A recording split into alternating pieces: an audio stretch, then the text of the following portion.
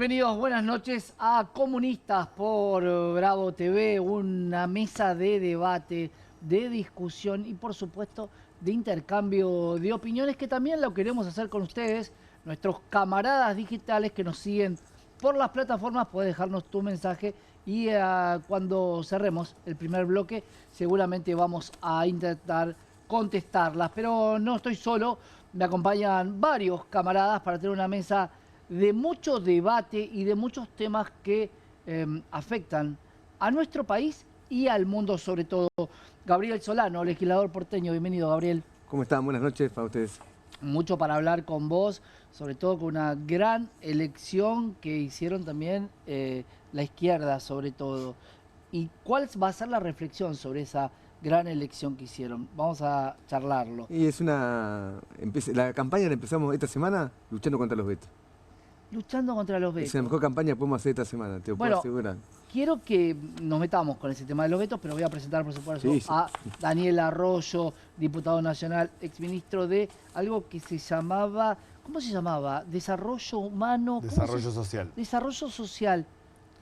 Hay mucha gente que ya no sabe qué es eso, desarrollo social. Ahora se llama de otra manera, pero tiene muy poco peso en la Argentina. Ha quedado todo mezclado bajo el esquema de capital humano, educación, desarrollo social ha desaparecido como tal y es niñez, más todo lo que tiene que ver con trabajo. Es que ha quedado como un paquete general que es un problema, porque si hay algo que está claro, que en Argentina hay problemas de pobreza y de inclusión social. Es un gran problema y eso también lo vamos a debatir. Me acompaña también para hablar de temas internacionales, que los hay y mucho, porque si bien la Argentina tiene problemas internos, el mundo también está en una gran convulsión. Desde Brasil, Rusia, Francia, Alejandro Laurna Garay, licenciado en Relaciones Internacionales. Ale, bienvenido. ¿Qué tal, Santiago? Buenas noches, un placer. Y sí, a ver, el mundo se está reconfigurando. Estamos pasando de un sistema unipolar a uno multipolar. Hay tensiones estructurales en el sistema internacional, hay guerras por varios lugares, puntos de fricción en esta nueva configuración del sistema y nos afecta a todos, por supuesto.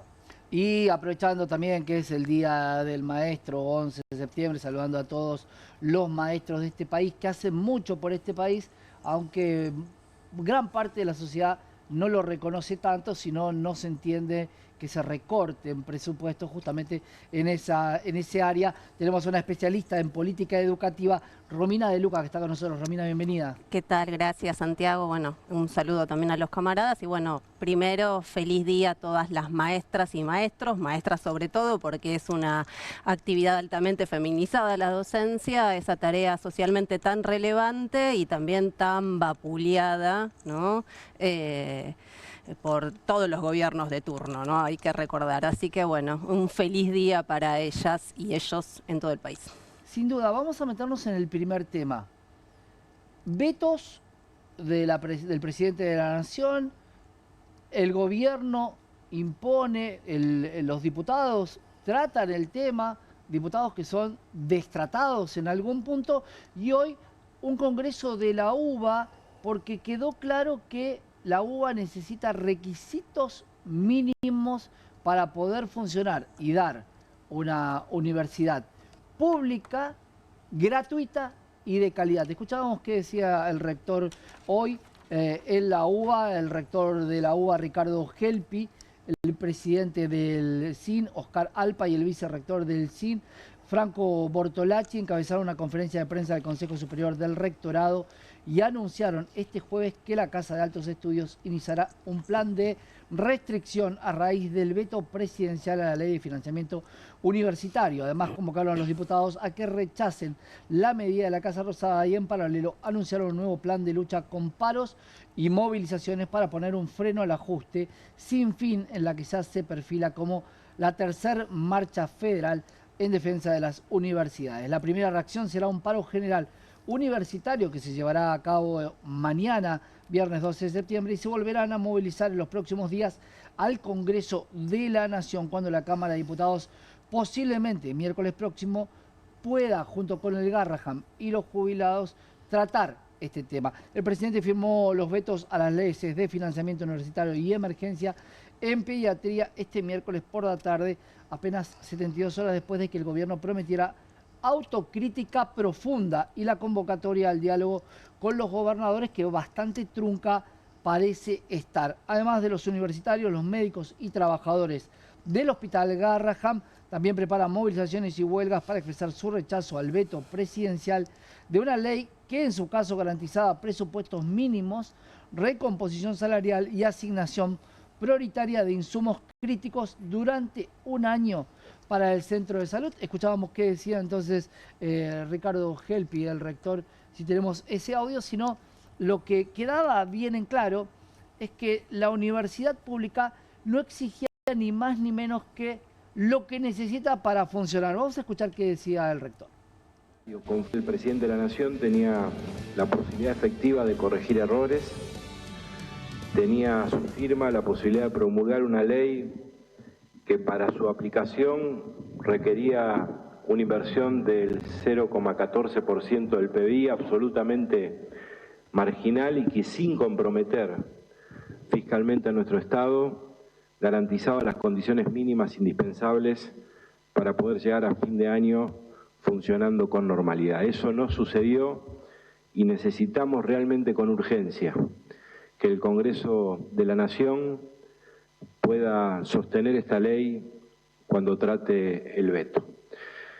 Por tanto, manifestar que vamos a trabajar de aquí a la sesión en cada una de las provincias del país, rectores y rectoras, para sensibilizar a los legisladores nacionales respecto de la importancia de que eso suceda en la Cámara de Diputados, que vamos a poner todo nuestro empeño para conversar con la sociedad argentina respecto de la necesidad de que esto se priorice y se custodie, y que vamos a advertir, como lo venimos haciendo con mucha responsabilidad desde hace 2 años, porque no queríamos llegar a esta situación, que necesitamos que se sostenga la ley de financiamiento universitario para solucionar los problemas presentes y pasados, actualizando presupuesto y salario conforme a la inflación registrada, pero necesitamos también que el Congreso Nacional apruebe un presupuesto que establezca parámetros de previsibilidad, que evite la discrecionalidad para el 2026.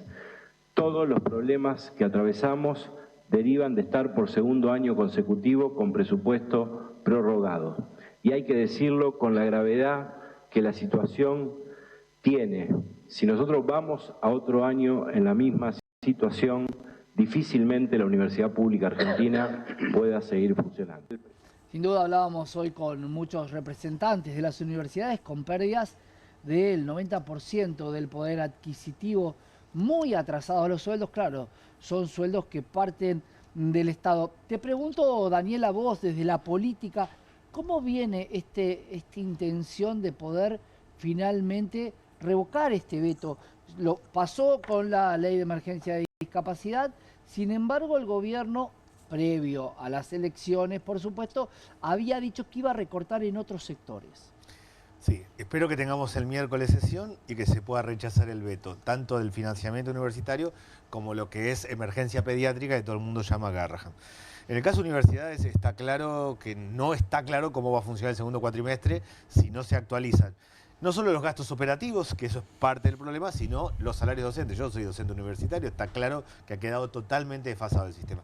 No solo tiene bajo impacto fiscal, 0,14 del Producto Bruto Interno, sino que en el fondo es deuda, si el Estado no cumplió con actualizar los montos a las universidades y quedó desfasado. Claro. Lo que decían ahí es pura lógica. Nosotros estamos funcionando 2 años con presupuesto prorrogado. La Argentina funciona con un presupuesto que se hizo en septiembre del 2022. Claro. Que decían que en el 2023 iba a haber 60% de inflación, hubo 211. El año pasado 120% de inflación. Con lo cual, los primeros 60 días se gasta todo el presupuesto. En las universidades, en cualquier ministerio, en cualquier área. Y ahí aparece la discrecionalidad de ir a pedirle al ministro de Economía a ver si tiene o no tiene. Así funciona muy absurdamente la Argentina. Tenemos que tener presupuesto para el próximo año y tenemos que lograr que haya sesión, que se rechace el veto. Yo creo que lo vamos a lograr. Hemos sido muchos los que firmamos el proyecto. El proyecto se va a tratar, tuvo una mayoría amplia.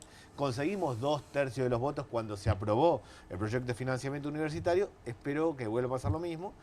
Hace pocos días logramos rechazar el veto de discapacidad. Yo soy el autor de la ley de emergencia en discapacidad, no del tema jubilaciones. No llegamos a los 2/3. Espero que en este caso sí lo logremos. Es interesante lo que planteas, porque justamente cuando decía si no puedo judicializar la ley de emergencia de discapacidad, voy a recortar sobre otro lado. Y hoy vimos un recorte muy fuerte en educación. Pero hablemos del presupuesto. ¿Qué esperan para el día lunes esta presentación del presupuesto en cadena nacional? A ver, déjame decirte una cosa antes que me parece reveladora. Hay que ver el decreto que saca el gobierno. El decreto había que publicarlo y que lo vea toda Argentina. ¿Qué dice el decreto? ¿El decreto del veto? El de veto. Vamos a ponerlo, Primero, vamos a poner el primero que decreto. hizo un artículo. Sí. Dice exactamente eso. Dice que entre diciembre del año 2023 y julio del 2025, el decreto de Milei, no lo digo yo, los salarios aumentaron 128,49%. La inflación, en cambio, aumentó 220,45%. Es decir, cuando vas a los fundamentos del decreto, en realidad es el fundamento de la ley, no es el fundamento del decreto. Porque lo que reconoce el decreto es que los salarios aumentaron muy por debajo de la inflación, es decir, los salarios fueron recortados, se le pasó la motosierra, si usamos el lenguaje de Sturzenegger, ¿no? Esto fue lo que sucedió. Entonces, acá reclamo, no cabe duda de su justeza, porque ellos mismos reconocen en el presupuesto que los salarios fueron, y ya eran salarios bajos, Sí. ya eran salarios que estaban muy por detrás de las necesidades existentes. A eso se le suma los gastos operativos. Después tenemos el Garrahan, que la situación es más o menos parecida en términos porcentuales. Exacto, de Digamos, recorte. más o menos el recorte va en la misma proporción. Entonces, tanto en el Garrahan como en las universidades está pasando el mismo fenómeno. Renuncian trabajadores, en un caso docentes, no docentes, en otros médicos, enfermeros, kinesiólogos, administrativos, nutricionistas, y se va vaciando la universidad pública y se va vaciando el Garrahan. Esas renuncias, Gabriel, y también abro el juego también con Romina, terminan siendo a lugares privados, donde la gente lo puede pagar.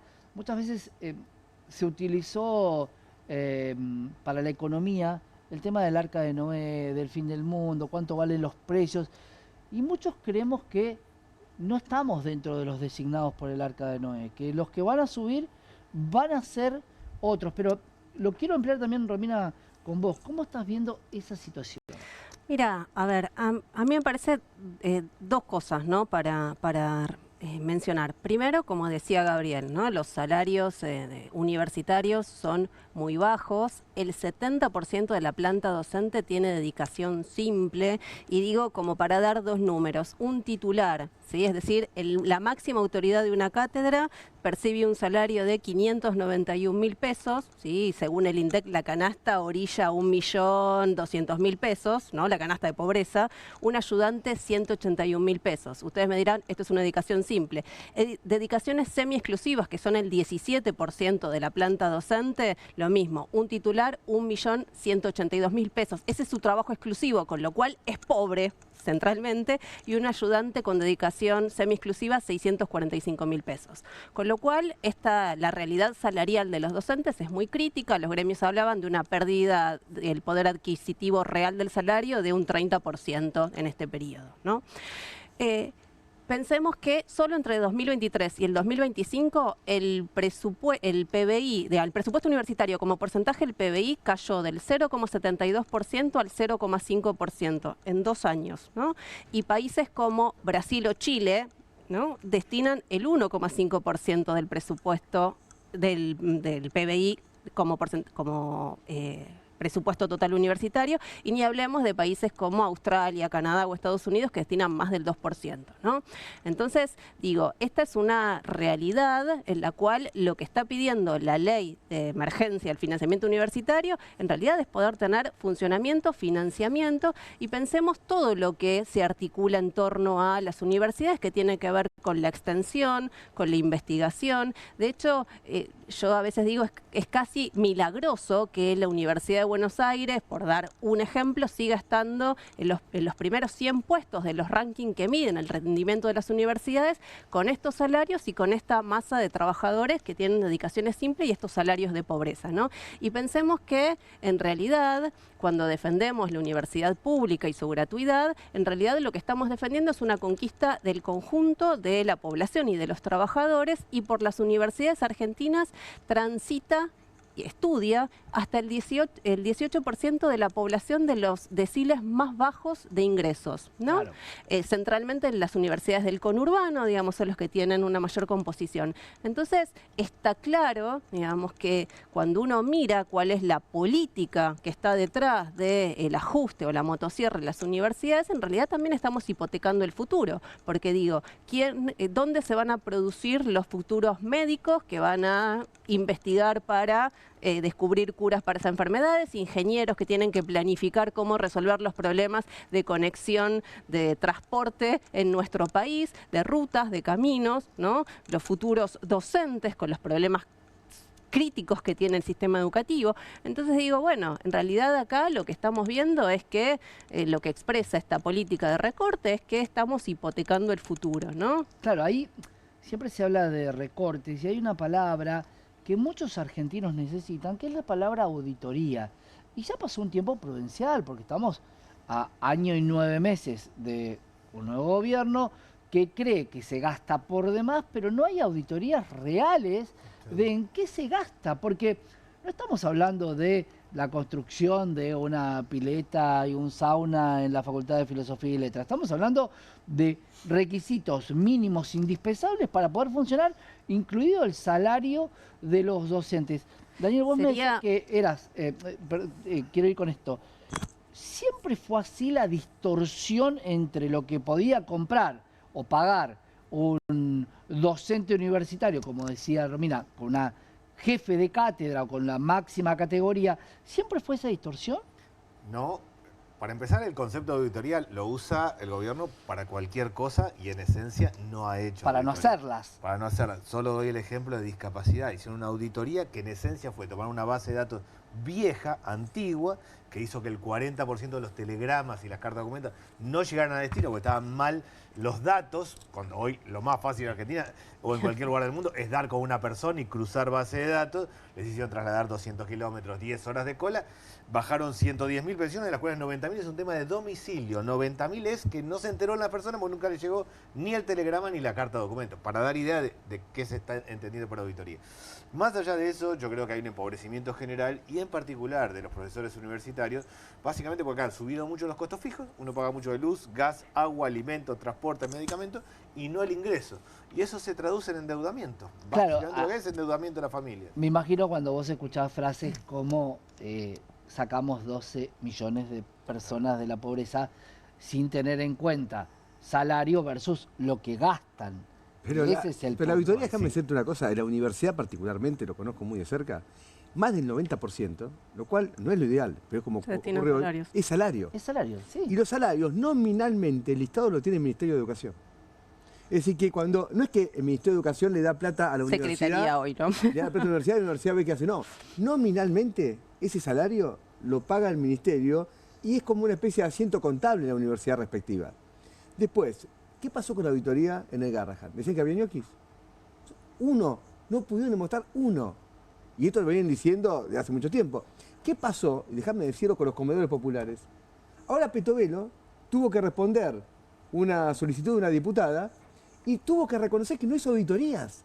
Dijeron la idea de que la auditoría es un concepto genérico. Y dije, entonces dijo, ¿dónde está la auditoría de los comedores? Porque vos te baja un montón. Y dije, no, mira, no, auditoría no hice. Y dice aparte, no hice auditoría. Entonces son unos mentirosos profesionales. Porque van a la televisión, te dicen que hicieron auditoría y después resulta que cuando tienen que ponerla por escrito dicen, no hubo auditoría. Te dicen, hay ñoquis en el Garrahan. No muestran un solo ñoqui. La universidad, 90% de salario y el ministerio tiene el listado nominal. Y después lo que pasó con discapacidad, que ahora sabemos muy bien que este Spagnuolo, que te das cuenta que no es, como decía antes, santo de mi devoción, se solía decir, le avisó a Dorni que esa famosa el perrito con la radiografía del perro no era así, y el tipo fue, se paró, se le informó al conjunto de la población de la Casa Rosada, mintiendo deliberadamente para crear un clima de confusión en la población y justificar este ajuste. Entonces, ojo, cuando este gobierno hizo auditoría, auditemos a alguien que auditar acá. A Caína, mirá. Esa es la palabra, ¿no? Confusión en la población. Creo que parte del éxito inicial de por qué llega al gobierno es la confusión en la población. Mucha gente cree, cuando se le pregunta cuál es la primera medida del gobierno, Nadie, pero nadie te dice, devaluó 118%. Todo eso fue del gobierno anterior. Sí, sí. Yo No solo de agregaría expectativa. un punto que no solo el problema con la auditoría, sino que dicen datos que no es cierto. A mí eso me impacta. Dicen 17.000%, para acá, para allá. Muestran una radiografía de un perrito, una colita. Dicen algo que no sucedió. Dicen que hay 1,5 millones más de personas con discapacidad. A mí me impacta que desde el ámbito oficial se digan datos que no son verdad. Claro. Porque no es solo que no hay auditoría. De ahí se deducen datos que no existen. Es muy fuerte. Una cosa que en un café alguien diga algo, fue penal, no fue penal. Otra cosa que alguien diga, no, 17.000%, tanto por acá, por allá. Sí. Cosas que no son de verdad. Igual, El sensacionalismo, ¿no? Sí. Pasa por ese lado. déjame agregar, Santiago, que si bien esto es cierto y estamos todos contestes de que las universidades están funcionando con el presupuesto que se votó en 2022 y el recorte en el gasto de la Administración Pública Nacional solo entre 2023 y 2024 de más del 40%, también es cierto que el presupuesto destinado a las universidades es insuficiente, ¿no? Y digo como para dar dos datos. Entre 1990 y el 2000, la matrícula universitaria se expandió un 65%. Entre 2004 y 2024 crece un 100% más, o sea, se duplica la matrícula. Y en ese sentido, el presupuesto destinado a educación en la década del 90, entre el 90 y el 2000, pasó del 0,53 al 0,61, empieza a crecer en el 2004 hasta el 2012, donde llega al 1% y después empieza a caer. Con lo cual, digamos, estamos todos contestes de que no estábamos en Finlandia, digamos, antes del ascenso de Milei, pero también es cierto que, obviamente, en un contexto en el cual las universidades trabajan con un presupuesto mínimo, ¿sí? Prueba de esto es que el 70% de la planta docente sea dedicación simple, porque si uno quiere articular docencia, investigación y extensión, vos necesitas tener docentes de dedicación exclusiva, ¿no? Entonces digo, bueno, no estábamos en Finlandia antes, la comparación en torno a, digamos, bueno, cuánto destinan otros países, que es el triple o el doble de lo que se gasta en Argentina, ¿no? Colocan a las universidades en este estado crítico, un desfinanciamiento que te puedo decir que atraviesa todo el sistema educativo, no solo a nivel superior. No, sí, te agrego un dato, que es un fenómeno que yo vengo observando en el mundo y que lo está llevando adelante el gobierno nacional, que es ese proceso de deshumanización, ¿no?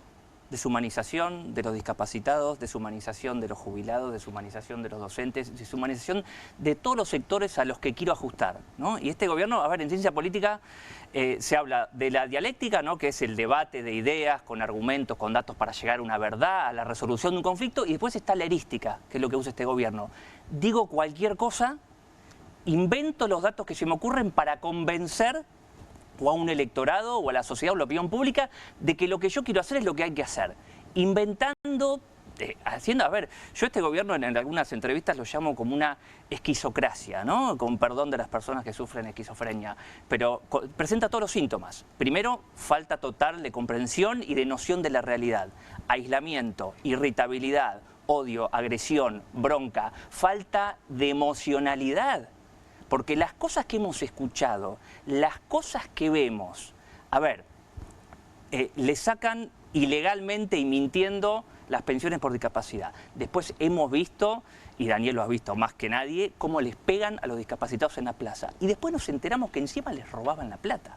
Claro. Entonces, hay una cuestión muy grave, bueno, por eso en parte el resultado del domingo, de todo lo que viene arrastrando, y bueno, y aparte tenemos hoy un gobierno en muchos problemas, que esto además nos debilita frente al mundo también, porque hay una inestabilidad política muy importante. Eso es cierto, nos debilita frente al mundo, nos potencia frente a una única potencia, y eso también vamos a debatirlo. Me pregunto... Un dato nada más, sí. No compremos el verso de este tema fiscal.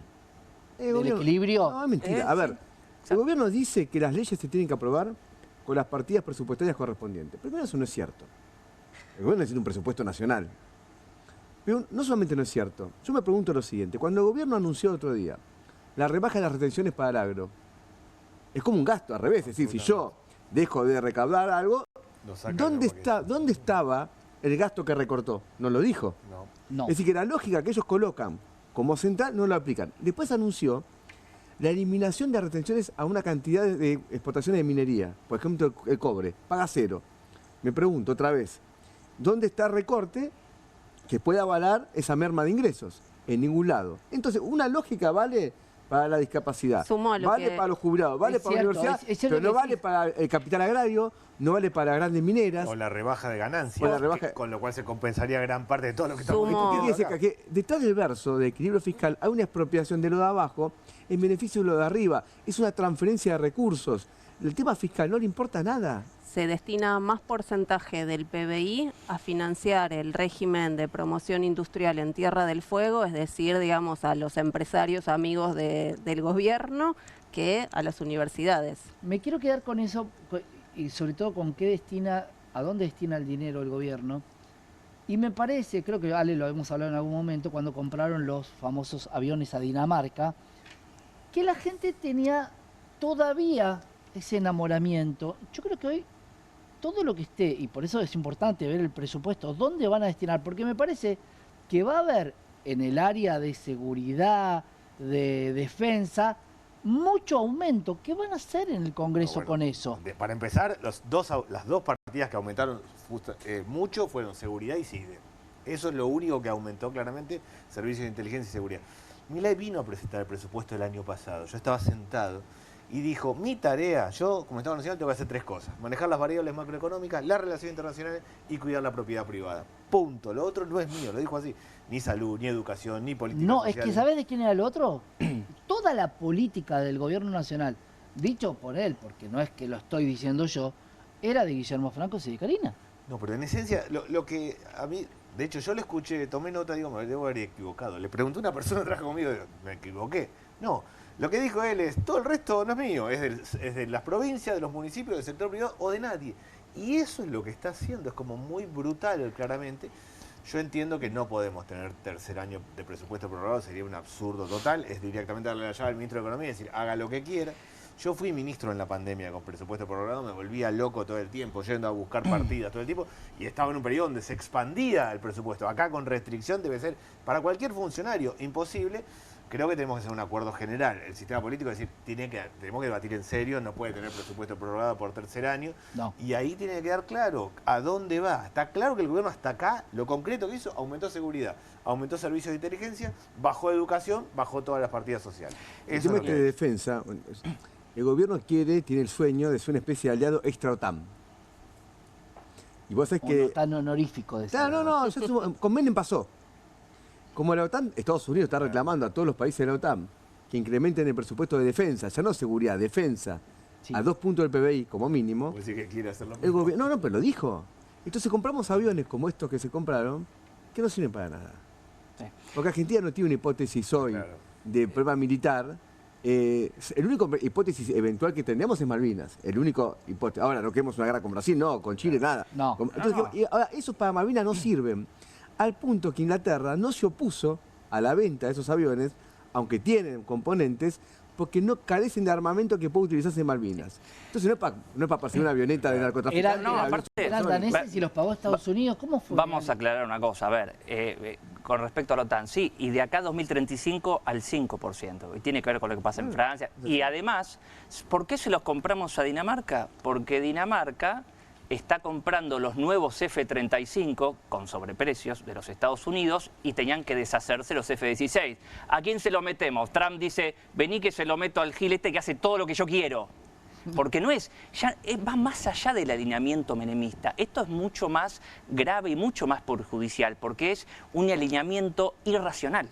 Ya es fanático, es emocional, es más allá de cualquier tipo de interés argentino, no importa nada. Por supuesto, y además, que se puedan o no usar esos aviones para algo va a depender de Estados Unidos, porque vos lo vas a tener que usar con apoyo, con la asistencia y con la formación de Estados Unidos. Y, si tenés, y por supuesto, ni para Malvinas ni para ninguna otra cosa que la Argentina pueda necesitar.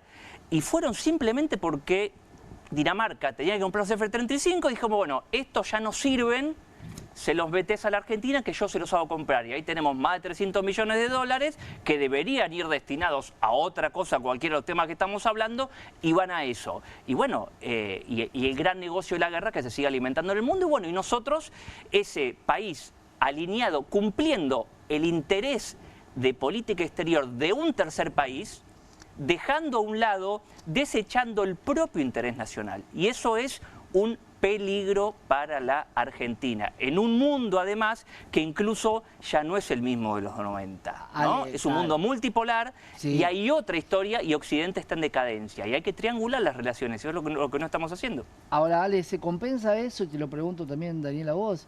Yo sé que a Gabriel esta parte no le va a gustar, pero ¿se compensa esto con el apoyo en el fondo, porque en el apoyo en el Fondo Monetario Internacional? ¿Se compensa de alguna manera? Porque todos vemos que cuando vira directamente hacia prácticamente la genuflexión con los Estados Unidos, aparece el dinero. Aparece dinero que ya se lo gastó y que está claro que va otra vez a ser para la fuga. Y además, digo, nosotros estamos hablando cómo se organiza el gasto. Hay un componente financiero acá que está sosteniendo artificialmente el tipo de cambio del gobierno, que está llevando plata, subiendo, bajando de manera brutal. No, yo creo que está claro que el acuerdo con el Fondo Monetario, que el propio gobierno firmó, no lo va a cumplir, que el Fondo Monetario va a decir, miramos por el costado, y que tiene un interés más geopolítico que un debate en términos de cómo cierran las cuentas, y que la Argentina está haciendo cualquier cosa. Está claro que el gobierno está sosteniendo cualquier cosa artificialmente a ver cómo llega hasta octubre. En el medio estamos 47 millones de argentinos. Yo veo al gobierno humildemente como alguien que leyó media página de un libro, se fanatizó con una idea extrema y la lleva al absurdo, nada de Estado y todo el mercado lo bestia, que puede ser interesante para el debate académico, pero somos 47 millones de personas las que estamos acá. Nadie, yo vuelvo un segundo a discapacidad, ni Trump, ni Meloni, ni Orbán, ni Bolsonaro hacen lo que está haciendo Milei en materia de discapacidad. No estoy lejos de todos ellos, pero no están haciendo la brutalidad que está haciendo este gobierno. O sea, no existe país en el mundo que haya hecho eso. Entiendo que el Fondo Monetario nos enchufa deuda, ve que eso sirve para el alineamiento y esto sigue para adelante y no mucho más. A ver, el FMI, yo concuerdo, acaba de aprobar nuevamente, cuando entregó los últimos 2.000 millones, no lo tenía que haber hecho.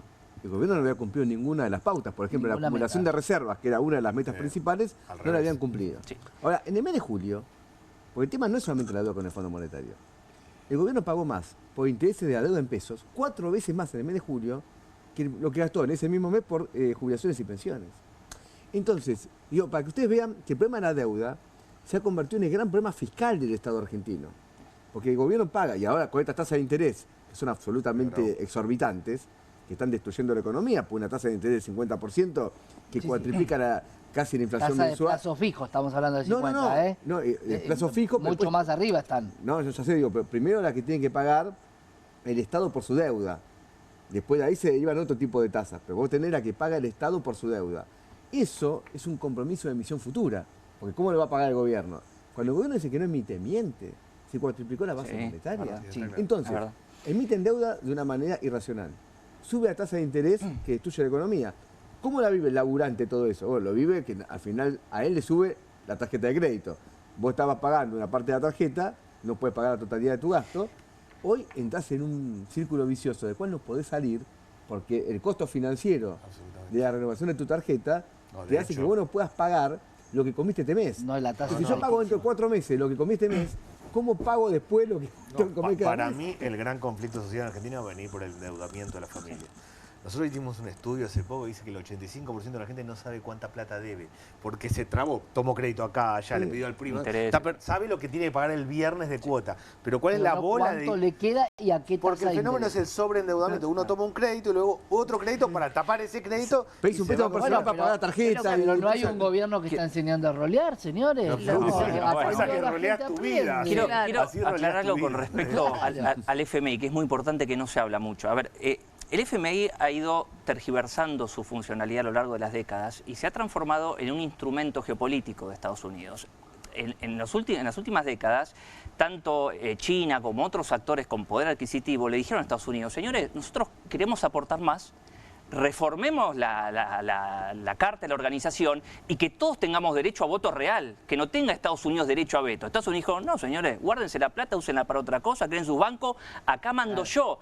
Y voy más allá, no tendría que haber hecho el préstamo a este gobierno y tampoco tendría que haber hecho el préstamo a Macri, porque eran préstamos inviables y funcionaron como condicionamiento político incluso al gobierno de Alberto Fernández y siguen funcionando y este gobierno se entierra más.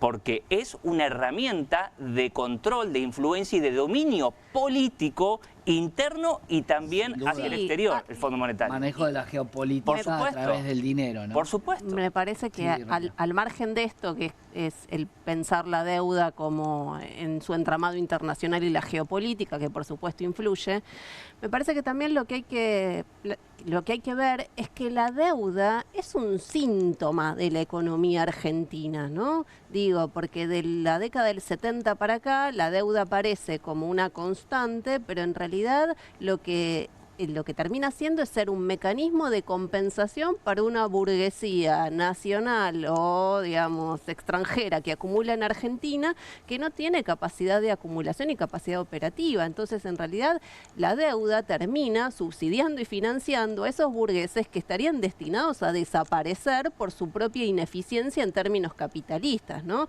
Entonces, Claro. en realidad, la deuda es un síntoma de cómo funciona el capitalismo en Argentina y aparece como un elemento de compensación. Pueden aparecer otros, cuando la soja o cualquier otro recurso, digamos, agrario centralmente, que Argentina es una economía chica, agraria y que ingresa tardíamente al mercado mundial, digamos. Bueno, puede aparecer la soja, puede aparecer, digamos, algún recurso mineral, pero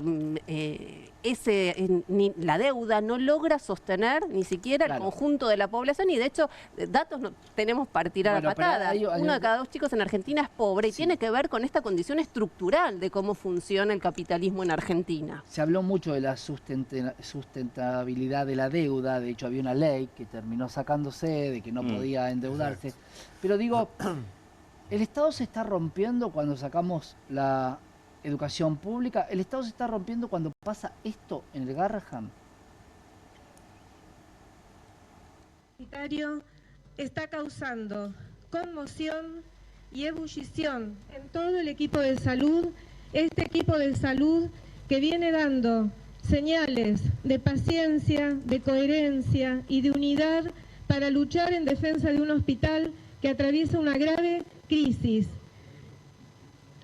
Queremos anunciar que a las 2 de la tarde están viniendo los rectores de la universidad. El Hospital Garrahan y la universidad van a salir juntos, en unidad, con todo el movimiento de lucha que nos trajo el 17, que nos llevó el 17 a la Plaza de Mayo, nuevamente a la Plaza del Congreso cuando se vote la ley. Queremos anunciar que mañana hay un paro acá en el hospital y en el contexto de ese paro anunciamos y convocamos a toda la comunidad a un ruidazo nacional a las 20 horas. Nosotros vamos a estar acá de paro a esa hora y vamos a estar haciendo el ruidazo, pero que ese ruidazo sea a nivel federal, desde donde estés, desde el balcón de tu casa, desde las plazas, desde los barrios, desde las universidades y a nivel federal. A vos que estabas en Tierra del Fuego y el 17 movilizaste por el Garrahan y la salud pública, a vos que desde...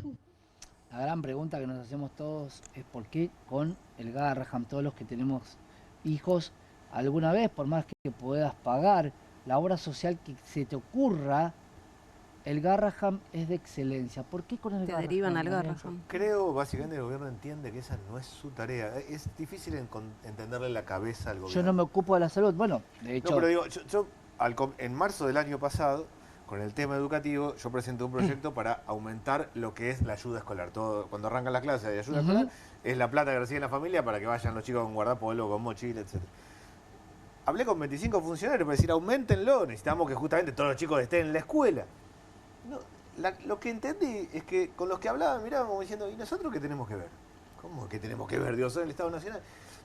Es un modelo absurdo. Hablaba Gabriel de Dios Pañuelos, justamente, el ex titular, el director de ANDIS, de la Agencia Nacional de Discapacidad, que le decía a alguien, bueno, no es culpa del Estado que tu hijo sea... Hubo Yo tengo la idea de que el Estado Son Nacional... inhumanos, No, son una inhumanos. senadora del PRO, que no recuerdo el apellido, disculpen, que una comisión del Senado Sí. lo dijo de una manera muy clara y nítida. Digo, para que no queden dudas. Ella dijo, yo creo que los chicos de Argentina no tienen derecho a ir al Garrahan. Fue impactante. ¿Por qué fue impactante? Primero, un chico que va al Garrahan en general no va por un resfrío. Los pibes que van al Garrahan tienen enfermedades un poco más complejas. Alta complejidad. Quiere decir que lo que está diciendo es que los pibes no tienen derecho a vivir. Exacto. Porque si vos no vas al Garrahan, en muchos casos, el hospital de tu provincia, el hospital de tu pueblo, no te puede atender como te atiende el Garrahan. Es un hospital de alta complejidad. Ahora, esta gente nos gobierna. Sí, Es una esquizocracia, A ver, yo les digo, es una esquizocracia. Claro, pero ese es el problema. Yo lo que veo es, una cosa es Vox en España, que no gobierna, dice cosas muy brutales, pero hacia el debate y nada más. Acá el problema está gobernando sobre una idea absurda. Tiene la idea que el Estado no tiene que hacerlo. Vos sabés que el Garrahan, me decían muchos trabajadores del Garrahan, que los chicos entran y se van cuando terminan los tratamientos o curados, porque todo lo hacen ahí. Pero es una todo lo que referencia tiene, global. Pero, mundial, pensá que cuando... ¿Por qué destruir esto? Eso es lo que no... Bueno, es no que nos llega a entender. me parece que es la lógica que está operando cuando miramos el ajuste en ciencia y técnica, en salud en el Garrahan. O sea, efectivamente el Garrahan es un hospital de excelencia, de la mejor obra social que vos tengas, te derivan al Garrahan si tu pibe tiene alguna enfermedad que requiere urgencia y tratamiento. Y lo que está pasando en todo el sistema de salud es que está habiendo un proceso de pasaje de equipos de médicos que hacen investigación en estos hospitales y que en realidad se están pasando al sistema privado porque con los salarios que tienen no pueden subsistir. Y vos pensás lo que ocurre con ese pasaje, ¿no? Un médico o una médica que viene desarrollando toda una línea de investigación para aportar a la cura de las chicas y de los chicos de todo el país, o ese tratamiento súper personalizado, súper especializado, es un equipo que se desarma. Y se desarman décadas de trabajo, ¿no? Entonces, cuando yo decía antes, lo que estamos viendo acá es una lógica que en realidad lo que implica es que vos estás hipotecando el futuro, digamos, del conjunto de la población y de las pibas y de los pibes, bueno, es efectivamente lo que está detrás de todos estos procesos. Cuando decimos ajuste en salud, en ciencia y técnica, en realidad lo que tenemos que ver es eso, es que las consecuencias tardan décadas en recuperar, porque un equipo que viene investigando hace 15 años, ¿sí?, que se tiene que desmantelar, está pasando con los investigadores del CONICET, que deciden, digamos, dejar sus cargos, emigrar, no conseguís becarios porque nadie quiere trabajar por un salario que no te permite, digamos, subsistir. Y entonces, en realidad, lo que estamos haciendo es desarmar todo ese proceso de algo que fue ejemplo y excelencia en todo el país. Lugones, digámoslo, es dueño de un sanatorio privado, de Güemes, ¿no? Entonces uno tiene todo el derecho a pensar si no he puesto al zorro en el gallinero, ¿viste? Es decir, vos metés a un tipo, se llama el sector privado, a manejar el Ministerio de Salud de la Nación, termina destruyendo el sistema público, se llevan profesionales del sistema público al sistema privado por 2 mangos más, y nada más que esto, obligan a familias a pagar por un servicio que podrían tener gratuito por el Estado, y se benefician los sectores empresariales de la salud. Lugones que en cualquier otro país tenés que estar en cana, porque, a ver, lo del fentanilo es gravísimo. Es muy grave. Hay más de 120, son 2 masacres de 11 lo del fentanilo. Sí. Los tipos miran para otro lado, no se hacen cargo de nada, y Lugones es responsable. Lugones nunca recibió a los trabajadores de Garrahan, nunca. Lo que hizo fue intervenir el hospital con un personaje que se mandó antes a Bonaparte, para pasear el Hospital Bonaparte, que es el único hospital de salud mental que tiene el Estado Nacional en la zona metropolitana, y lo sigue estando, pero lo han vaciado de una manera muy, muy significativa. Entonces, hay acá un objetivo también de beneficiar a algunos sectores. Y la emergencia pediátrica no es solo el Garrahan. Yo estoy en la legislatura de la Comisión de Salud. Te puedo asegurar que el tema de la pediatría está en crisis en la Ciudad de Buenos Aires y en toda la Argentina. Y la inmigración no es solamente al sector privado, sino al exterior. ¿Por qué? Porque ahí no quiero llevar quedan vacantes de residencia en pediatría de manera permanente, y en la residencia en pediatría, o todo tipo de residencia, prepara un profesional de acá a 10 años. Si vos tenés residencias que no se cubren, dentro de 10 años te faltan pediatras en Argentina. Y está pasando eso hoy. Y eso... Yo creo que hay que escuchar las cosas que decía el presidente, porque cuando yo escucho lo que decís vos, Gabriel, digo, claro, ¿y cuál sería el sumum de esto? Que los ricos puedan comprar salud. A Y tu en su momento se habló de poder comprar la salud. Si yo soy Órganos, alguien millonario, órganos, compro personas, todo. salud. Bueno, Pero está claro que es un modelo de 1/3 dentro, 2/3 Sí. afuera. 1/3 de la sociedad más integrada y 2/3 afuera. Y Lo que tiene la idea el gobierno es que el Estado se retira y cada uno le encuentra la vuelta a lo que puede. Los que pueden, Claro. pueden, y que tiene que ver con Que el Estado se minería, retire es una soja. cosa, ahora que mete un topo, No lo porque lo decía, destruye, hablaba lo de destruye. topo, y él siempre habla de topo, digo, es más peligroso, sí, dale, No, no, perdona. y digo, y vamos más allá. Nosotros estamos teniendo acá, estamos en una mesa de debate, somos 5 personas racionales, formadas, que estamos debatiendo con inteligencia, hablando de cosas con datos, de una manera racional, buscando resolver distintas problemáticas públicas. En ciencia política, los problemas públicos, las instituciones, los partidos, etcétera, etcétera, y también se analiza la psicología de los líderes. Entonces yo creo que ahí hay una falla y hay un problema original, que es la falta de visión, y vuelvo a lo que decía antes de la esquizocracia, la falta de visión y de comprensión de la realidad, donde a vos, si vos le preguntás fuera, y lo decía el mismo presidente, hoy presidente en campaña, y bueno, y la gente tiene derecho a morirse, y bueno, y que se mueran, y si fueras pobre ya te estarías muriendo, y no, por eso voy al término esquizocracia, porque no logran comprender que porque políticas públicas es lo que se hace y lo que no se hace también, ¿no? Entonces no logran que lo que no están haciendo y las macanas que se están mandando están haciendo que la gente se muera. Políticas públicas es algo que no debe estar en un diccionario liberal, pero quieren escuchar qué decía, porque a veces habla el presidente y a veces tiene voceros. ¿Qué decía Manuel Adorni?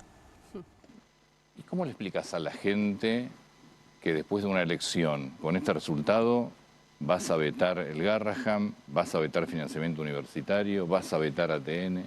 Bueno, porque cada una tiene una Tuviste explicación. un costo altísimo con discapacidad. Pero nosotros no cambiamos nosotros no cambiamos el norte por una elección. No lo vamos a hacer nunca. Podemos reconocer cada uno de los errores que cometimos y corregir. Pero el rumbo es, ya lo dijo el domingo el presidente, el rumbo no se modifica. Ahora, cualquiera de los vetos nosotros los podemos explicar, sea por temas presupuestarios, sea porque son delirios populistas, o sea porque la ley va en contra incluso de lo que pretende el título de la ley hacer o mejorar. Entonces, nosotros no vamos a entrar en el juego populista. No vamos a dejar que el Congreso haga desastres en pos de tener un voto más en la elección o de... Te rechazan los vetos, no tenés mucha alternativa, queda convertido en ley. Si te rechazan los vetos, queda convertido en ley, sí, por supuesto. Caso de discapacidad. Bueno, está bien, pero el caso de discapacidad incrementa el gasto del Estado en 5.000 millones de dólares. Bueno, vamos a ver de dónde lo sacamos. O sea, no Que lo estamos estudiando, no van a judicializar. lo estamos analizando. Nosotros no nos vamos a correr del equilibrio fiscal, porque de hecho una ley que no estima el recurso, o en tal caso no explica de dónde sale la partida o el recurso, de 5.000 millones de dólares anuales, es inviable, es absolutamente inviable. Así que estamos analizando a ver cuáles son los pasos a seguir. Manuel Adorni, en julio te compraron 3.500 millones de dólares de ahorro, 5.000 anual para algo que es discapacidad. Me parece que es para un gran debate. Pero además, digo, no son 5.000 anual, además no es cierto eso. No es cierto que la ley diga eso en absoluto. Digo, entiendo que iba a ser la palabra. La ley tiene 3 partes, no voy a hacer... La primera parte, que es la recomposición del nomenclador, es 0,003 del Producto Bruto Interno. Y no es impacto fiscal, es deuda. Esto pasa porque el Estado no actualizó el nomenclador, lo actualizó solo 0,5 durante el año. Si una persona va a trabajar 6 meses en una empresa y no le pagan, el análisis no es cuál es el costo empresario, sino cuánto le deben al trabajador. Bueno, esto es lo mismo, claramente. Y lo que dijo el gobierno, y la última vez lo dijo el vocero, cuando estábamos entrando a rechazar el veto, que estaban estudiando un aumento en discapacidad. 5 veces, me lo han dicho a mí particularmente, 5 veces, me dijeron, lo siguen estudiando.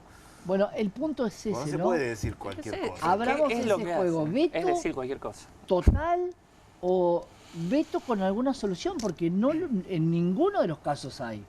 Mira, se rumorea que el presupuesto presupuesto 2026 que van a presentar viene con recortes para educación, con lo cual, digamos, no tendría muchas esperanzas al respecto, ¿no? Pero quería agregar algo a lo que planteaba Alejandro antes, que me parece que también es importante ponerlo sobre la mesa, porque vos hablabas de la esquizocracia, ¿no? Y digo, al margen de los problemas de la salud mental del presidente, ¿no? Yo no soy psiquiatra, así que no puedo diagnosticar. Me parece que lo que hay que también entender es en qué contexto surge Milei, ¿no?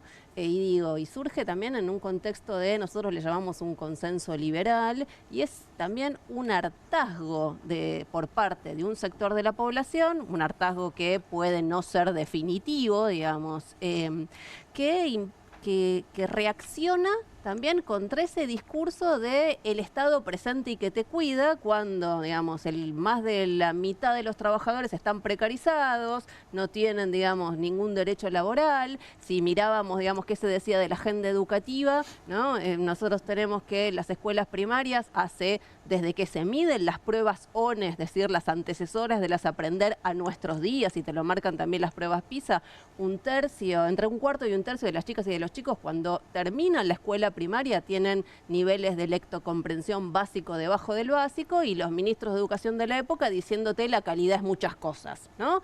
Entonces digo, bueno, todo eso también va generando, ¿no? ese enojo por parte de un sector de la población que termina votando un verdugo peor, digamos, de los que tenía antes, con las características especiales o particulares que puede tener este personaje. Ahora, todos tenemos ideologías diferentes, ¿no? Pero denominar delirios populistas a educación y salud, me parece que por más que todos tengamos ideas diferentes, ninguno coincide con esa definición. No, yo de hecho creo que cuando alguien no sabe qué decir, dice populismo en Argentina. Cuando no sabe para dónde arrancar, dice populismo como para tirarla para adelante y decir son irresponsables. Son los otros, no somos nosotros. Y son irresponsables. A mí el gobierno, esperemos a ver qué presenta el lunes como presupuesto. Está claro, presentar un presupuesto de recorte, eso es evidente. Pero en esencia el gobierno, para ser claro, aumenta seguridad, sigue, recorta salud, recorta educación, recorta personas con discapacidad, recorta jubilaciones. El modelo está muy claro a dónde va. Yo casi creo, me da la impresión, a mí me impacta mucho lo que pasa en discapacidad, porque lo hemos trabajado mucho. Cada vez que el vocero dice algo sobre discapacidad, no es cierto. No es cierto que sean 5.000 millones de dólares, no es cierto que se le haya dado una pensión al que presentó con una radiografía de un perrito y una colita. No es cierto que hayan estudiado que van a mejorar el nomenclador. Es impactante eso, porque es muy difícil interactuar con algo donde en realidad lo que se dice no es verdad. Y es importante tenerte en la mesa porque vos tuviste gestión. Gabriel, ¿me querías decir algo? Yo quería hacer un llamado, una convocatoria, porque el miércoles, posiblemente el jueves el 12. No, el 17. El 17, perdón, va a haber una sesión, es lo más probable. Esperemos que sí, sí. Entonces tenemos que hacer una cosa épica, hay que ir con todo. Porque, a ver, venimos, recién acá lo comentábamos, ¿no? Se logró voltear el veto a la discapacidad, pero no se logró voltear el veto a la jubilación. Sí. Es decir, que no está asegurado nada. Nada. Después, tengamos en cuenta que el gobierno va a poner a este nuevo ministro del Interior que nombró a comprar algunos votos. Y como la carne es débil, a uno quiere comprar y a uno se quiere vender. Y el mecanismo de los vetos es tan antidemocrático que alcanza el tercio de una a las dos cámaras para votar una ley, que fue aprobada por amplia mayoría. Entonces, ¿qué hacemos nosotros? ¿Qué contrapeso ponemos? El contrapeso que hay que poner es que hay que ir con toda la calle. Tiene que haber una marcha inmensa por la universidad, por el Garrahan, por los jubilados. Me parece que eso hoy es el tema que tenemos que discutir, porque además yo vengo escuchando de hace tiempo para atrás, cuando muchas veces, y yo soy muy crítico de la CGT, que aquí no pasa nada, que no hace nada. ¿Dónde está la CGT? Dice, no podemos hacer nada porque nuestras bases votaron a Milei. Bueno, hubo elecciones y Milei perdió. ¿Está claro? Entonces dejemos de hablar que no puedo hacer nada porque la gente votó a Milei, porque Milei acaba de recibir una paliza electoral, y cuando uno ve no solamente el porcentaje, sino que ve la composición del voto, queda más claro que perdió sobre todo los sectores populares y que se quedó con el voto más clásico de la derecha argentina. Claro. Ganó San Isidro y Vicente López, digamos. O sea, coinciden que el resultado de las elecciones en la provincia son un combustible para que la sociedad ya se manifestó en las urnas, y hoy reacciona en la calle. Bueno, pero es decir, ahí... ya te dijo, es que el gobierno no tiene en este punto legitimidad, Porque él dijo que iba a vetar. Lo dijo antes de las elecciones. Va con esa propuesta, va con ese programa a las elecciones y pierde. Y no en un pueblito cualquiera. La provincia de Buenos Aires es casi el 40% del electorado del país. Y yo estoy seguro que es la radiografía del conjunto de la Argentina. No creo que sea muy distinto. No digo que capaz que gane otra provincia a otro, pero digo, Milei pierde así en toda la Argentina. No tiene la legitimidad para llevar ante este veto. Entonces, vayamos el 17, vayamos con todo, hagamos una marcha por el Garrahan, por la universidad, de esas que el que está dudando y está medio débil porque lo quieren comprar, diga, me hace yo, me vendo con esta, me tengo que ir a vivir a no sé dónde. De esa que no hace falta contar con drogas. Bueno, es importante, digo, creo que tenemos que tomar en nuestras manos el destino de la educación y la salud y no relegarlo, dejárselo a negociaciones por arriba que pueden ser realmente muy sucias y que puede pasar lo de los jubilados. Digo, es muy reciente esa experiencia como para no tenerla en cuenta. Sin duda. Una cuestión, o sea, está claro que deseamos que el miércoles próximo no haya 1 millón de personas como la marcha universitaria de abril del 2024, sino que haya 10 millones de personas, ¿no? Por dar un número. Pero algo que me parece también que es importante pensar es cierto que los resultados de las elecciones en la provincia de Buenos Aires fueron un claro golpazo para el gobierno y en ese contexto podemos decir que la disputa del propio peronismo, Axel sale fortalecido.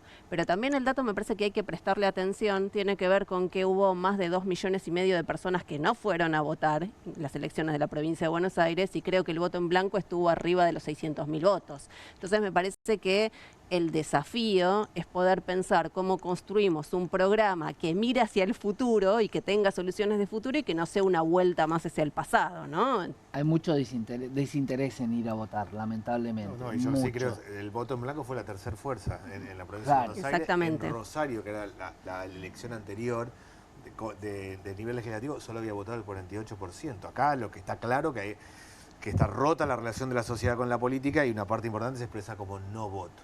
En ese contexto, la elección del domingo, lo que le dijo a la sociedad es, mirá que esto no está funcionando, no llegamos, no nos alcanza, estamos endeudados. Ahora sí, yo creo que hay que construir para adelante, y para adelante son nuevas ideas, nuevas miradas, no es volviendo para atrás, esto no es un péndulo, es una sociedad que está agotada de la política en general. Y ¿sabes qué? Daniel pensaba que esta situación en el Congreso se va a mirar con una lupa diferente, porque antes no teníamos un resultado. Estos vetos, aquellos que se opongan a la educación, que se opongan y que no logren los votos necesarios, van a ser muy marcados por la sociedad. No, y una pregunta, muy marcados. Luego de este resultado electoral. No, y luego de Españolo. ¿A qué voy? ¿Y no lo habrán comprado? Porque yo pienso mal, déjame pensar mal acá en esta mesa, ocupo esa función. Entonces yo digo, esta gente coimeaba a todo el mundo. El 3% famoso que se quedaba Karina, le sacaban 8, por lo tanto hay otro 5% que no iba a la acumulación originaria de la familia Milei. Estaba en la operatoria, como lo llamaban esos audios. Yo ya sospecho que el tipo que votó de una manera y se da vuelta, lo compraron. Porque hay mucha plata la sucia. famosa Banelco, digamos. A ver, tenemos muchos ejemplos en la Ahí sí, historia. a mí me impactó lo de jubilaciones, Digámoslo. porque en el Congreso se vota 2 veces. Primero tenés que tener 2 tercios para habilitar tratar el tema y después 2 tercios para rechazar el veto. En el caso de discapacidad conseguimos las 2 veces. En el caso de jubilaciones conseguimos los 2 tercios para habilitar el tema, con lo cual uno decía, bueno, vamos bien. Sin embargo, en esas 4 horas que duró el debate, no se terminó teniendo los 2 tercios para rechazar el veto. O sea, está claro que algo Sí, pasó lo recordamos en todos. ese medio. Pero en vos el sabés las medio cuentas de bancarias, esos la debates de virtual 3 o de la 4 horas. gente. Entiendo que en el tema universidad y en el tema Garrahan tiene un impacto social muy fuerte, pero veremos. Un poco, siendo a lo que decía Ale, en un discurso el presidente de la Nación dijo que el kirchnerismo, que lo nombró millones de veces, era aquel que te pegaba el disparo, te vendía las muletas con sobreprecio y después te decía gracias. Utilizó discapacidad y sobreprecio. Por eso digo que hay veces que la forma en la que habla es de esto que vos decís. El Estado no importa. Y te digo un impacto, yo lo viví de cerca. El día que salieron los audios con el tema del dinero, Yo estaba en una reunión de acompañantes terapéuticos, estaban discutiendo cómo pasar a ganar 2.900 pesos a 3.100 pesos la hora. Estaban pidiendo 200 pesos más la hora, que van a cobrar a 180 días, en lo que arrancan a 180 días. Esa gente que estaba discutiendo 200 pesos a la hora, escucha 500.000, 800.000 dólares, porcentaje de acá, allá, kiosquito de 20.000, 30.000. Es impactante, de verdad. Sí, indignante. Hubo mucha gente que realmente, por ahí, sin un conocimiento financiero, economía, que dijo, bueno, a ver, yo le voy a dar la oportunidad, me voy a ajustar, me estoy empobreciendo, estoy incluso sacrificando lo que como porque, bueno, quieren sacar el país adelante. Y como decía recién Daniel, a los 3 días te enterás que cada día surge un escándalo nuevo que no llegamos a procesar de corrupción. Los audios, las agencias, ese premio, el premio Nobel judío y el $1.000.000 con esa ONG trucha. Y surgen escándalos, audios que quedan totalmente expuestos desde pedir plata para reunirte con el presidente. Si ya arrancás de ahí, bueno, ¿qué esperás? Claro. Y esto es lo que nos enteramos. Si haces un mapeo, una verdadera muestra de todas las instituciones y los manejos que están haciendo las instituciones, yo creo que la sociedad no va a soportar más que esta gente. Camaradas, 1 hora sin parar, vamos a hacer una pequeña pausa, nos vamos a meter con Francia. No es menor lo que pasa en Francia. Francia ha demostrado que cuando quieren subir la edad jubilatoria, reacciona. Vamos a hablar qué fue lo que pasó en Francia con nuestro licenciado en Relaciones Internacionales y por supuesto lo vamos a compartir con todos los camaradas. Quédate y ya volvemos en Bravo TV con Comunistas.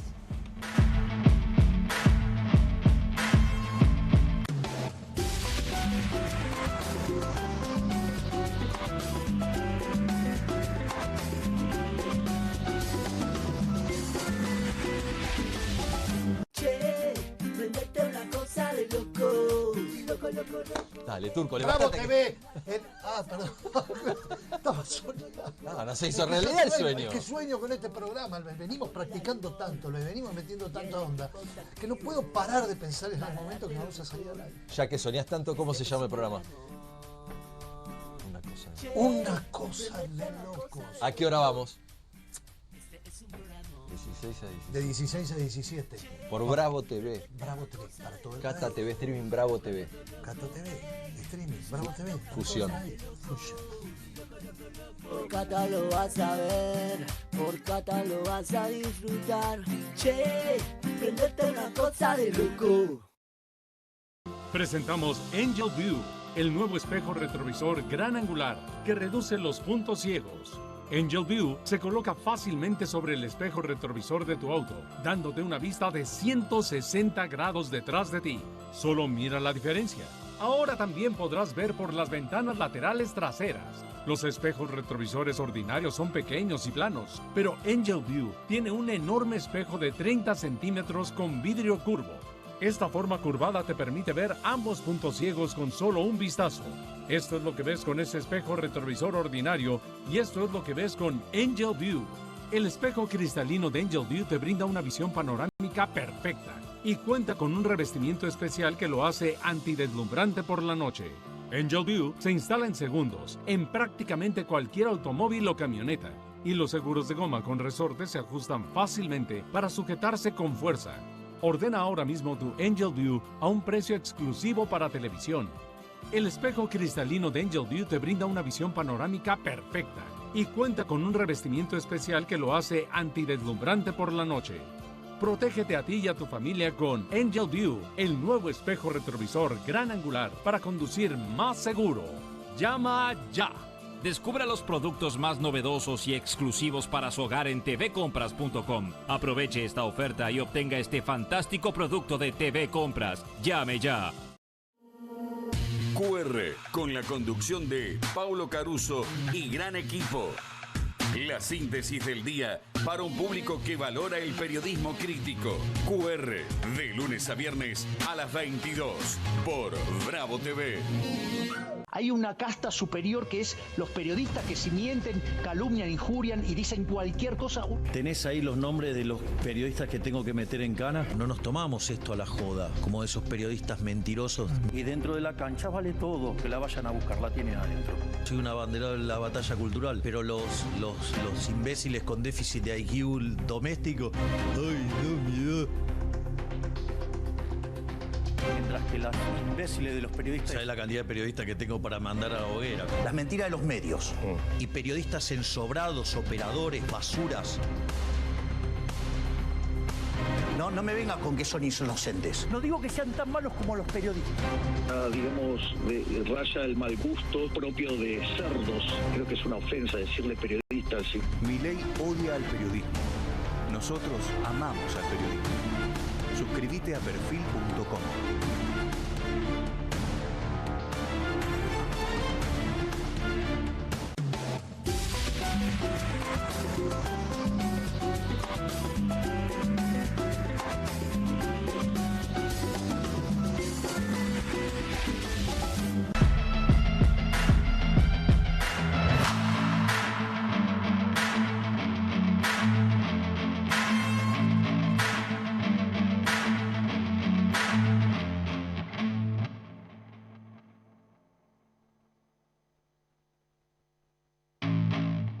Con más Comunistas por Bravo TV. Acordate de dejarnos tu mensaje en las redes para poder debatir junto a nosotros. Nos vamos a meter con un tema sumamente importante porque cuando yo digo que se vayan todos, refiere a un momento de la Argentina, para muchos jóvenes que no lo saben, donde la sociedad se hartó. Y pasó en Francia. Acá es bloqueemos todo. ¿Qué pasó, Ale, en Francia? ¿O qué pasa en Francia cuando hay situaciones que la sociedad no tolera? Bueno, en Francia lo que estamos viendo es la continuidad de un hartazgo de hace años. Desde que asumió Macron, es más, Macron llega por el hartazgo de la gente con la política tradicional, luego de la crisis financiera de 2008 que marcó el inicio total del declive de las democracias occidentales. Ese es el panorama general. A partir de ahí llega Macron, supuestamente antipolítica, crearon un partido, en 2 años llega a la presidencia, ex banquero, apoyado por los sectores financieros de la Unión Europea e internacionales, y llega y bueno, se transforma en un gobierno neoliberal. Año tras año tuvimos distintas manifestaciones en las calles por los planes de austeridad que venía y que siguió aplicando Macron, bajándole los impuestos a los más ricos, eso no hay que decirlo, y nunca se sentó y nunca quiso negociar un cambio en una reforma impositiva que fuera más equilibrada hacia la sociedad. Las democracias occidentales, las poblaciones, los ciudadanos occidentales, tanto de Estados Unidos como de Europa, bueno, fueron observando un declive en el poder adquisitivo, un mayor ajuste, suba de la edad jubilatoria, suba del precio de los combustibles, inflación, se agravó con la pandemia, mientras seguían en Francia los chalecos amarillos, distintas manifestaciones, vino la guerra en Ucrania, que también afectó notablemente a Europa Occidental. Cada vez que hay una guerra entre Estados Unidos y los eslavos, bueno, sufre Europa. Claro, el gas se le complicó en su momento. Es que Europa Occidental, primero, cabe 3 veces dentro de Rusia y no tiene recursos naturales. Entonces lo han sacado en los últimos siglos, primero de acá, de América Latina, después de África, fueron explotando distintos países, pero bueno, ahora se les está acabando porque el mundo cambia, Europa se debilita y se debilitan las poblaciones y siguen... A ver, la Unión Europea, que tenía un origen, una intención inicial de integrar a los pueblos, de desarrollo económico, social, etcétera, etcétera, se transformó prácticamente en una pseudo-plutocracia que responde a la banca financiera y ahí, con Alemania a la cabeza, voy a decir algo que es un poquito polémico, pero es así, yo lo digo también en clase, Alemania logró lo que en su momento no logró Hitler, que fue dominar Europa a través de las finanzas en los últimos años. Pero con el ascenso de Asia, de China, de Rusia, Estados Unidos se ve que queda fuera, dice yo voy a tomar la posta en Europa del Este y Europa se debilita. Y así pasó en la Primera Guerra Mundial, pasó en la Segunda Guerra Mundial y pasa ahora este debilitamiento y no tenemos una guerra abierta porque está la disuasión nuclear, porque están las bombas nucleares.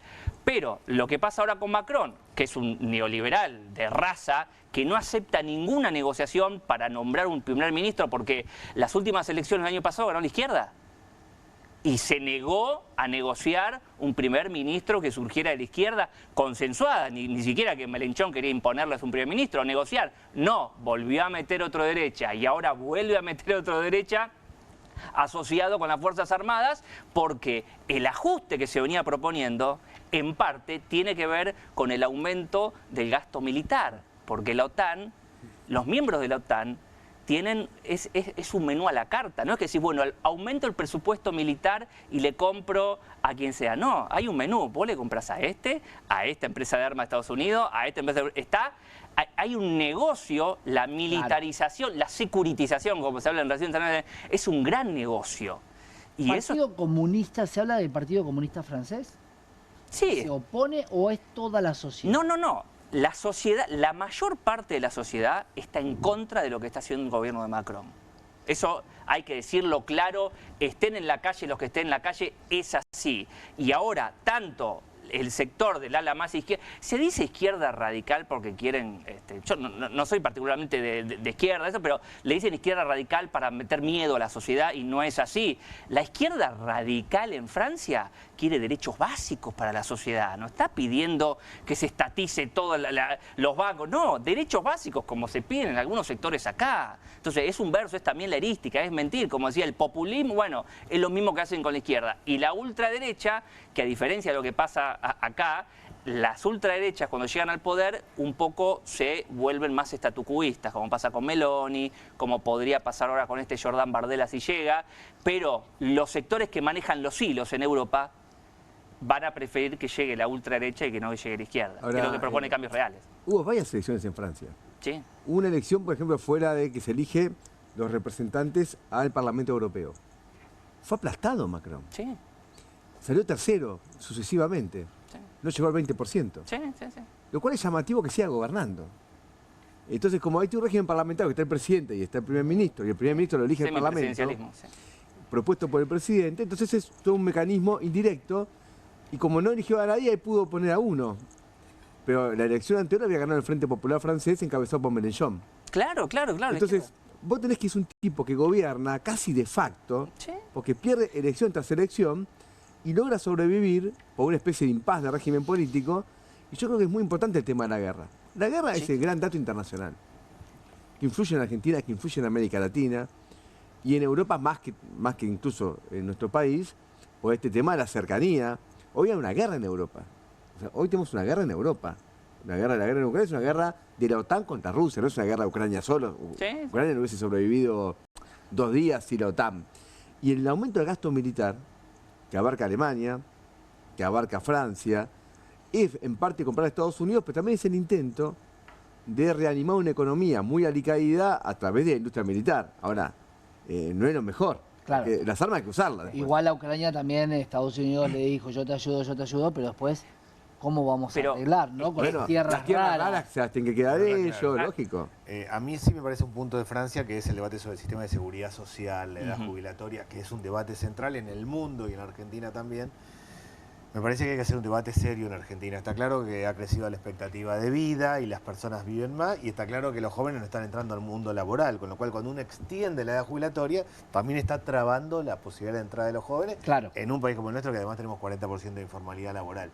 Con lo cual, eso que yo creo que es el debate que el Fondo Monetario le propone al gobierno argentino para después de las elecciones, tiene que ser un debate serio. Tenemos que hacer algo razonable con nuestro sistema jubilatorio en nuestro país. Eso me preocupa, Daniel, porque debate serio en la Argentina... No, pero eso marca los próximos 50 años del país en serio. Claro, no es un debatecito son las bases que muchas veces se dice, la Argentina no puede fijar 10 bases claras. Eso es el tema de cómo vamos a vivir nosotros, nuestros hijos y nuestros nietos en la Argentina, con lo cual hay que hacerlo seriamente y no hacer locuras de recorte a lo que imagina el gobierno. Claro, pero me parece que el problema está en ver, y vos un poco, Daniel, lo decías, es que la crisis del sistema previsional en Argentina no se va a resolver extendiendo la edad jubilatoria, porque en realidad el problema que tiene el sistema previsional argentino es que tiene más del 40% de su mercado laboral informal. Eso implica que no hay cargas patronales, no hay contribuciones, no hay aportes a la seguridad social, y cuando en realidad uno hace las cuentas y empieza a ver la masa de recursos que eso implica, que se ahorra la burguesía negrera, ¿sí?, que es la que termina desfinanciando el sistema previsional, son puntos y puntos del PBI, ¿sí? Y es decir, con lo cual, digamos, si Milei quiere resolver la crisis fiscal, bueno, con el blanqueo de todos los trabajadores, ya ahí tenemos una caja fabulosa para aportar a el misma Estado. burguesía negrera que después tenemos que salir a hacer moratorias porque Absolutamente, aparte, es la culpa. el gran tema sí fiscal es de el los tema 90, central, el gran tema fiscal de los 90, la crisis fiscal de los 90, fue privatizar las jubilaciones. Cuando se privatizó las jubilaciones fue irracional, porque el Estado tuvo que seguir pagando jubilaciones y no tenía más ingresos, porque el ingreso iba a la FJP y el Estado se quedó con la deuda. Entonces, ¿cómo funcionó? Se endeudó el Estado y se armó una gran crisis fiscal porque había que seguir pagando jubilaciones, que eran de miseria. Estos famosos $240 pesos de Norma Pla. Pero la guita se la llevaba a FJP, que se llevaban el 30% del ingreso sobre la base de comisiones. Y nunca pagaban una jubilación. Cuando tenían que empezar a pagarla, no te dan un peso, no, y de iba hecho, a ser estatizada. Cuidado esa palabra, no a FJP, que no tentemos a la suerte. No, eso es lo que quiere Milei, pero eso es lo más que complicado, quiere hay Milei. 22.000 personas que sí se jubilaron por ese sistema y están con jubilaciones menos que mínimo. Que tiene que ayudarlos el Estado también. Exactamente, yo creo que este es el debate serio que hay que dar, no se puede dar a lo que sea, a lo bestia. De hecho, en la primer ley bases, cuando mandó la primera ley bases, eran 742 artículos, fue desarmándose, pero tenían también una reforma previsional, tenía todo junto metido. Hay que actuar con seriedad. Lo de Francia tiene que demostrar también que es una sociedad que esto hay que discutirlo con seriedad. Con 40% de informalidad laboral, extendiendo la edad jubilatoria, vas a desacomodar todo, más no le vas a dar ninguna chance a un joven de que consiga laburo en los próximos años. Y convengamos que... Lo tiene que Patricia Bullrich, ¿viste? Porque siempre se dice, no, Argentina, acá se puede hacer cualquier cosa, acá te corta el 9 de julio. El mundo es un quilombo, los pueblos protestan. El protocolo antipiqueté. Los pueblos protestan en todo el mundo y es así y está muy bien que así sea cuando se avasalla un derecho. Entonces, ahí acá se dicen muchas cosas que no son ciertas. En todos los lugares donde te quiere atropellar, la gente sale. Y Francia es un ejemplo, hablamos recién de Indonesia, Nepal, no sé, el mundo está muy convulsionado y está bien que así sea. Es cierto que Francia sale, pero siempre sale segundo. ¿Sí? No, iba a decir una cuestión que vinculado, digamos, a los proyectos del gobierno, la reforma laboral en realidad es negrear el conjunto de la economía, digamos, con lo cual está claro que en ese proceso el sistema previsional se va a desfinanciar. Y recuperando, digamos, lo de Francia, me parece que ahí también lo que uno empieza a ver es que el desafío o el problema es organizar políticamente esas manifestaciones, ¿no? O sea, y entonces me parece que ahí tiene que ver con el debate político, la posibilidad de construir un programa que resuelva los problemas del conjunto de la población y digamos, para organizar esa bronca desorganizada que aparece en las calles. Ahí tocamos un tema, lo tocaste vos, Gabriel, y lo tocamos un poco todos, que tiene que ver con el armamento en el mundo. Ale, hay una situación muy tensa entre Rusia y Polonia. Algunos hablan de un error, otros hablan de un país atacado que es miembro de la OTAN. ¿En qué va a quedar eso? Porque en algún momento se habló de un posible conflicto bélico severo entre la OTAN y Rusia. Bueno, dejemos algo claro. La guerra en Ucrania es una guerra indirecta entre Occidente, la OTAN y en primer lugar Estados Unidos contra Rusia, ¿no? Es la estrategia clásica de Brzezinski de hace 30, 40 años, donde se especifica que si Estados Unidos pierde el control de Europa del Este, permite que el heartland de la geopolítica, ¿no? Que Rusia y ahora China se expandan en influencia, en relaciones, en mejorar las relaciones con Europa Occidental, y Estados Unidos queda aislado. Esto venía pasando. Recordemos los Nord Stream, las relaciones energéticas entre Rusia y Alemania, la relación entre Vladimir Putin y Angela Merkel, la relación entre Putin y en su momento Macron. Cuando Macron dijo la OTAN tiene muerte cerebral, Estados Unidos se veía aislado y dijo, señores, no. Empezaron a armar Ucrania, Putin le había dicho a Bush, hijo, que si metían a Ucrania a la OTAN se pudría todo. Hace más de 20 años, no es nuevo, claro. No es una novedad. Presionó. Ucrania es una frontera civilizatoria entre el mundo eslavo y el mundo occidental y ahí se disputa hay un nuevo equilibrio. En relaciones internacionales se llama equilibrio de poder, ¿no? Es una teoría de las relaciones internacionales donde ahora Rusia y Estados Unidos a costa de Europa Occidental y a costa de la estabilidad de Europa Occidental, está equilibrando el poder con Rusia y con China. Este es el nuevo equilibrio que se está gestando en el siglo XXI. Se podía gestar a través de la negociación o competencia o a través de las guerras. Lo estamos viendo a través de las guerras. La guerra en Ucrania, la guerra en Medio Oriente, porque también ahí Israel es una estrategia de Estados Unidos en Medio Oriente. No nos comamos el verso de que Netanyahu opera solo, porque la libertad de acción en estrategia, la libertad de acción que tiene Netanyahu está avalada militarmente por Estados Unidos, donde dice, el que se meta acá se la agarra conmigo, ¿no? El ataque a Qatar, con Estados Unidos teniendo bases en Qatar, está prácticamente planteado con los Estados Unidos. Confirmando que dice a Qatar, a Yemen, a Siria, a Irán, al Líbano. Es decir, los últimos 3-4 meses, Israel atacó a países de toda la región. Digo, porque Israel se dice, no, somos un factor de paz. Atacó a 5 países en pocos meses, y hoy, lamentablemente, hay que decirlo, pues se dice muy poco en Argentina, se dice más en el mundo, por acá poco. Hoy hay un genocidio. Nuestra generación está viviendo un genocidio. Y se está haciendo poco para parar este genocidio. Sí. Recién veía en Francia, había una bandera palestina. Esas imágenes que están pasando ustedes. Y lo dicen la enorme mayoría de los organismos internacionales. No es que lo dicen algunos sectores políticos. La ONU y Amnistía y todos los organismos y gran parte... Bueno, ahora España, Europa tiene un poquito de hipocresía moral, ¿no? Porque por un lado le venía vendiendo armas a Israel y ahora dice, bueno, no, frenemos. Pero lo cierto es que ahí también hay una disputa por el poder regional, porque derrocar al gobierno de Siria era sacar a Rusia de ahí. China se había metido y había mejorado mucho las relaciones con los países de Medio Oriente y Estados Unidos también se ve aislado ahí. El gobierno de extrema derecha, un extremismo que vemos hoy en Israel, que no es representativo de la mayor parte de la población, quiero decir que el pueblo de Israel no piensa, incluso le está reclamando a Netanyahu que pare esto, la mayoría del pueblo de Israel, que pare esto, pero tenemos un gobierno extremista desbocado que está en una política de expansión, una geopolítica de expansión territorial, donde ya no existe Palestina y han deshumanizado, y las cosas que han dicho los principales dirigentes del gobierno sobre incluso los niños. Yo seguí mucho a muchos generales y soldados que son influencers, y pues indirectamente en las historias de Instagram hay que matarlos desde chiquitos porque cuando crezcan van a ser terroristas. Bueno, y lo han dicho altos funcionarios del gobierno de Israel. Por los niños, ¿por qué es un genocidio? Y porque el 70% de los muertos en esta guerra son mujeres y niños. ¿Vos sabés, Ale, y están buscando limitar el crecimiento poblacional. Esa frase me hace acordar a otra cosa y no hay tanta distinción racial ni de credo. Sin embargo, hay mucha gente que lo dice, ¿no? Sobre todo la gente que menos recursos tienen. Metemos con la OTAN. El artículo 4. Sí. ¿Qué es lo que pasó realmente? ¿Bielorrusia ataca Ucrania y cae en Polonia? ¿Qué es lo que pasó realmente? Rusia está llevando adelante distintos ataques sobre varias partes del territorio ucraniano a centrales energéticas, centrales militares, en lugares donde llegan los armamentos de la OTAN. Y uno de los últimos ataques fue en la región del Lviv, que está en la frontera con Polonia. Entonces, supuestamente, lo que dice Ucrania y lo que dice Polonia es que los drones se metieron en espacio aéreo de Polonia y ellos derribaron 3 de esos drones.